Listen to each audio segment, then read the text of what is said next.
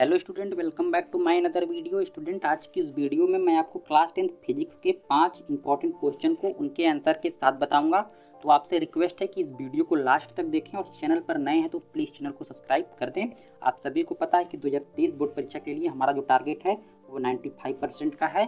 जितने भी स्टूडेंट हमसे जुड़े हैं उन सभी स्टूडेंट को 95% लाना है। उससे पहले मैं आपको बता दूं कि अगर आज आपको इन सभी प्रश्नों का पीडीएफ चाहिए तो आपको देखिए क्या करना है। इस वीडियो के डिस्क्रिप्शन में मैं आपको अपने टेलीग्राम चैनल का लिंक दे दूंगा, वहाँ पे जाके आपको जुड़ जाना है। आप जैसे ही लिंक पर टैप करेंगे आप सीधे ही टेलीग्राम पे चले जाएंगे। वहाँ पे आपको हमारे सिद्धार्थ ट्यूटोरियल चैनल से जुड़ जाना है। उसके अलावा अगर आप डायरेक्ट टेलीग्राम पे जाके सिद्धार्थ ट्यूटोरियल सर्च करते हैं तो आप वहाँ से भी हमारे चैनल पर ज्वाइन हो सकते हैं। अगर आप हमारे चैनल पर ज्वाइन हो जाते हैं तो आपको देखिए नोट्स प्लस पीडीएफ बिल्कुल फ्री में मिलेगा।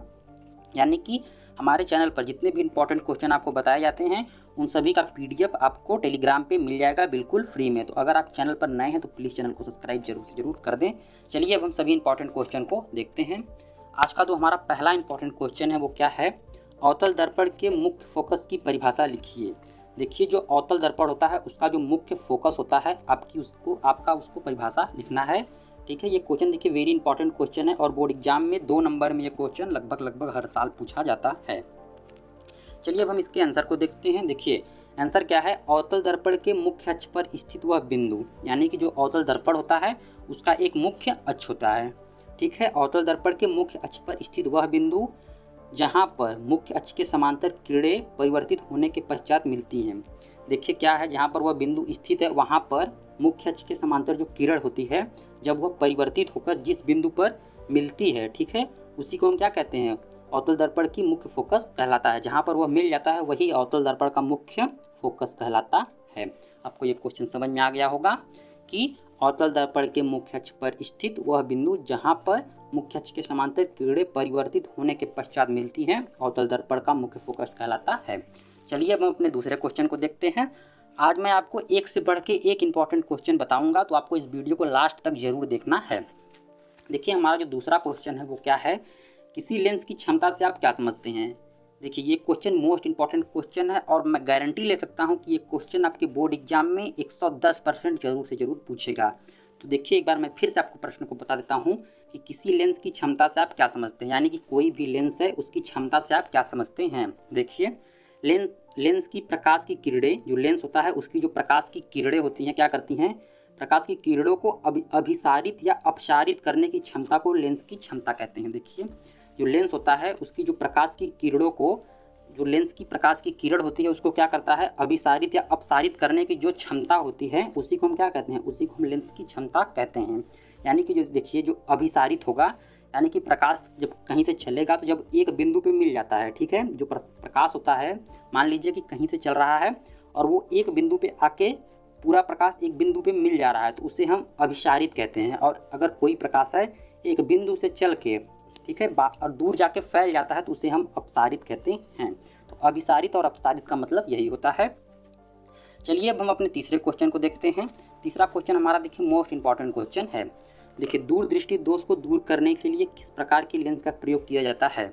आप सभी को पता है कि जो दूरदृष्टि दोष होता है उसको दूर करने के लिए किसी न किसी लेंस का प्रयोग किया जाता है। ये क्वेश्चन देखिए वेरी इंपॉर्टेंट क्वेश्चन है और आपसे यही पूछा है कि किस लेंस का प्रयोग किया जाता है। तो आज की इस वीडियो में आपको बता रहा हूँ कि किस चीज़ का प्रयोग किया जाता है, किस लेंस का प्रयोग किया जाता है। देखिए उचित फोकस दूरी के उत्तल लेंस का प्रयोग किया जाता है, यानी कि दूरदृष्टि जो दोष होता है उसको दूर करने के लिए किस लेंस का प्रयोग किया जाता है, उत्तल लेंस का प्रयोग किया जाता है। और मैं आपको आज एक ट्रिक भी बताने वाला हूँ कि दूरदृष्टि दोष है तो कौन सा लेंस लगेगा और निकट दृष्टि दोष है तो कौन सा लेंस लगेगा, क्योंकि बहुत से स्टूडेंट भूल जाते हैं।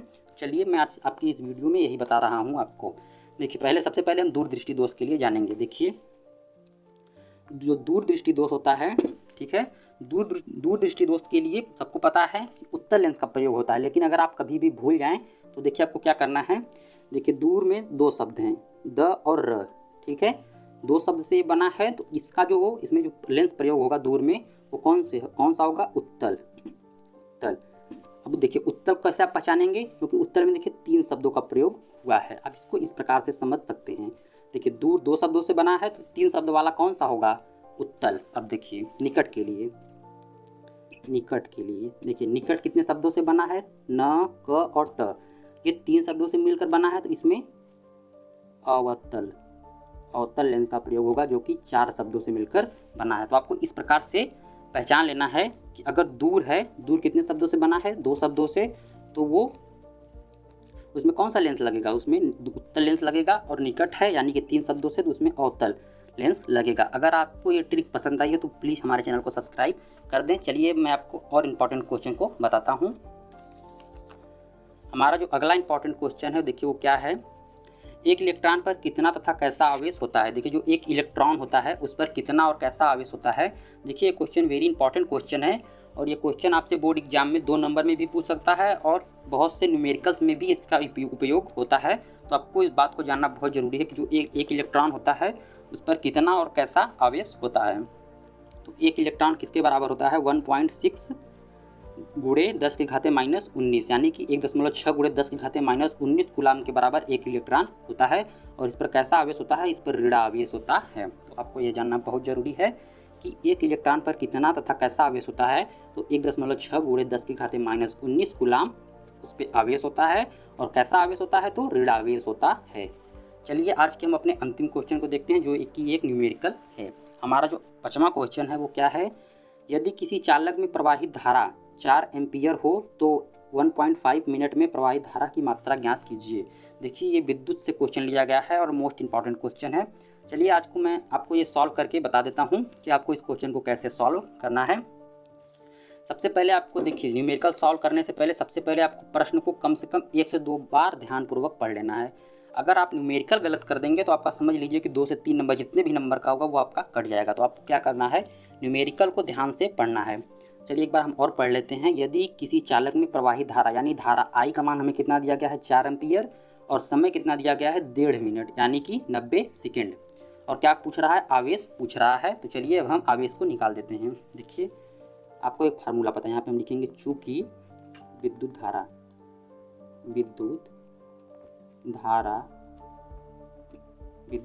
बराबर आवेश, विद्युत धारा बराबर आवेश बटे समय। जो फार्मूला होता है विद्युत धारा का क्या होता है, आवेश बटे समय। समय किस में होता है, सेकंड में। आप सभी को पता होगा जो समय होता है वो किस में होता है, सेकंड में। यानी कि विद्युत धारा बराबर आवेश बटे समय। तो आवेश बराबर क्या होगा, देखिए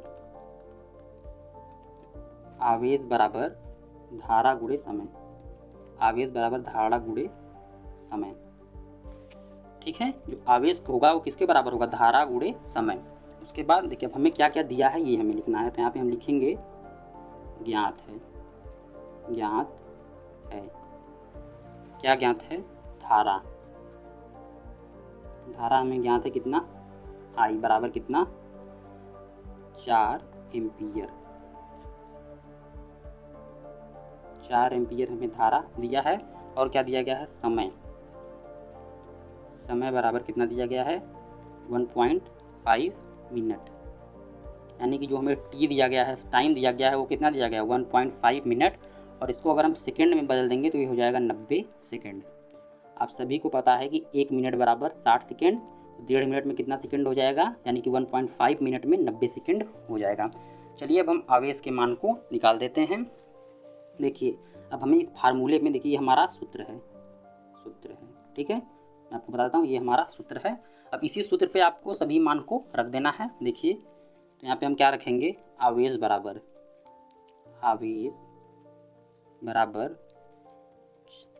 देखिए धारा का मान कितना है, यहाँ पे देखिए धारा का मान 4 एम्पीयर है, ठीक है। उसके बाद समय कितना है, 90 सेकेंड। तो यहाँ पे हम 90 रख देंगे। अब देखिए जब इसका हम मल्टीप्लाई करेंगे तो यानी कि आवेश बराबर 9 चौका 36 कूलाम, 360 कूलाम हमारा हो गया आंसर। जो आवेश होगा यानी कि जो इस क्वेश्चन में हमें पूछा था, क्या पूछा था कि प्रवाहित आवेश की मात्रा, तो कितना हो जाएगा, 360 कूलाम आवेश की मात्रा होगा। देखिए आपको न्यूमेरिकल को इस प्रकार से सॉल्व करना है। मैंने आज आपको 5 क्वेश्चन बताए हैं। अगर आज आप इन 5 क्वेश्चन को तैयार कर लेते हैं तो समझ लीजिए कि इन 5 में से कम 2 से 3 आपके बोर्ड एग्जाम में जरूर देखने के लिए मिल जाएंगे। अगर आपको आज का वीडियो पसंद आया तो प्लीज़ इस वीडियो को लाइक कर दें और चैनल पर नए हैं तो प्लीज़ चैनल से ज़रूर जुड़ जाएँ। हम फिर मिलते हैं आपसे किसी नेक्स्ट वीडियो में, तब तक के लिए जय हिंद, जय भारत।